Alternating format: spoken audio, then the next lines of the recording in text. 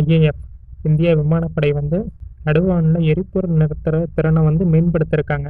போன மாதம் வந்து பாதுகாப்பு அமைச்சகம் நடுவானில் எரிபொருள் நிரப்புற 6 கருவிகளை வந்து வாங்கியிருக்காங்க.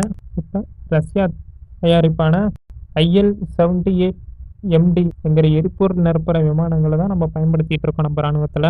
இப்போ வந்து நம்ம விமானப்படைக்கு வந்து போர் விமானங்களோட தேவை அதிகமாக இருக்குது.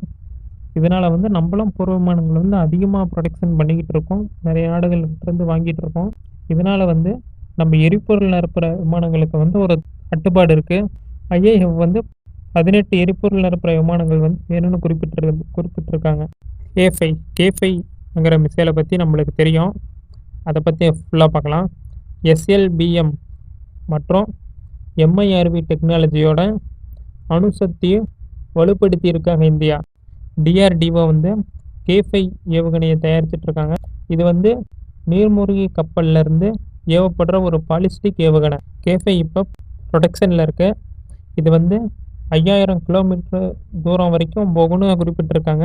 இந்த 5000 கிலோமீட்டர் இலக்கு அங்கே இருக்கிறதுனால வந்து நம்ம 5000 கிலோமீட்டருக்கு முன்னாடி இருந்தே வந்து நம்ம இலக்கை வந்து தாக்க முடியும்.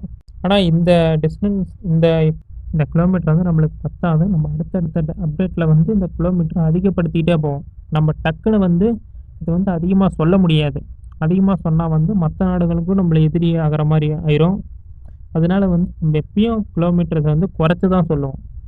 இது வந்து K5ன்னு இல்லை, இது வந்து எல்லா மிசைலுக்கும் பொருந்தும். இப்போ ரைசிங் சன்ங்கிற ஏவுகணையை பற்றி பார்க்கலாம்.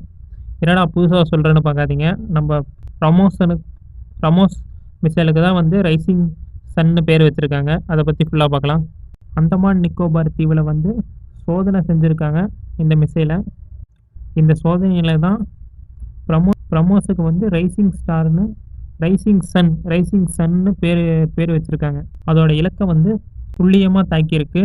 அதனால வந்து அதோட சக்தியையும் எடுத்துக்காட்டியிருக்கு. போர் சமயத்தில் வந்து அதோட முழுமையான சக்தியை வந்து காட்டும்னு இந்திய இராணுவம் வந்து குறிப்பிட்டிருக்காங்க.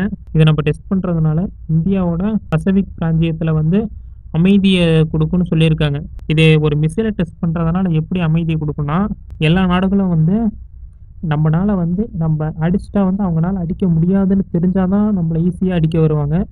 அதே நேரத்தில் வந்து நம்ம அடித்தா அவங்களும் திருப்பி அடிச்சிடுவாங்க அப்படின்னு ஒரு ஸ்டாண்ட் நம்ம எடுத்துட்டோம்னா நம்மளை அடிக்க மாட்டாங்க.